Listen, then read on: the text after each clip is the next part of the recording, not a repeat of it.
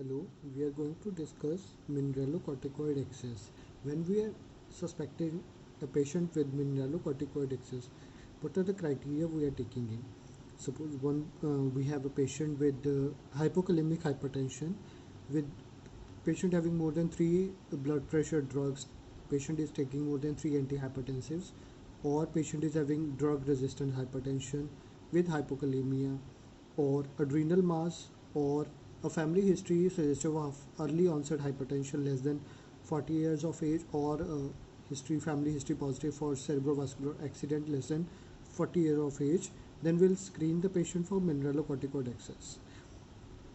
Screening is done by AARR, that is adrenal aldosterone renin ratio, that is more than 750 picomole per liter is to nanogram per ml per hour, or aldosterone more than 450 picomole per liter. If this turns out to be negative, then we need not to follow this patient further. We should search for other causes other than the mineralocorticoid excess. If it is positive, then we need to confirm the diagnosis of mineralocorticoid excess. For this, we go for aldosterone suppression test in the form of saline infusion test, oral sodium loading, and fludrocortisone suppression. In case of saline infusion test, we give 2 liters of normal saline over 4 hours IV stat.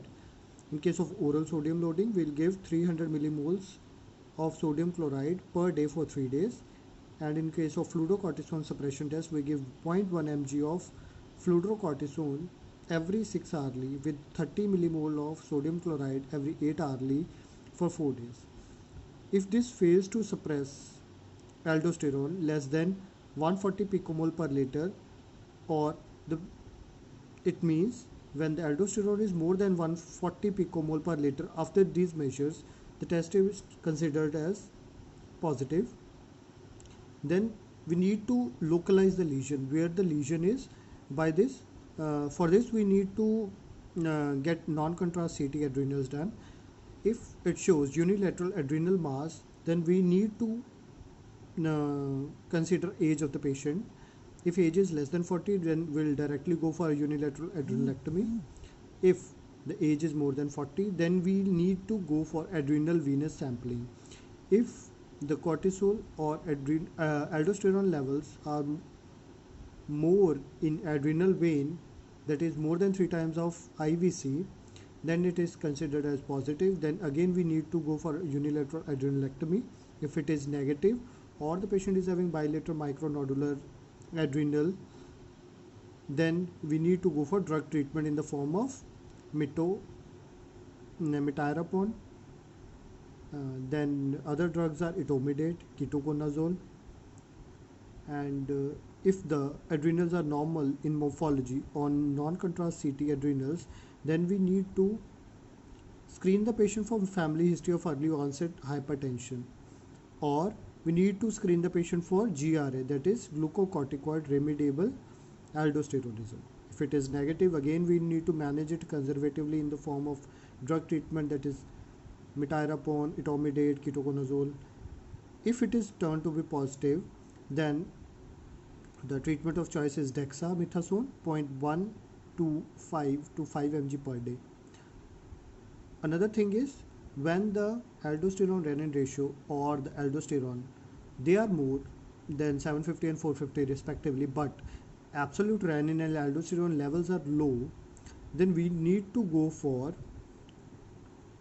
chromatography or mass spectroscopy.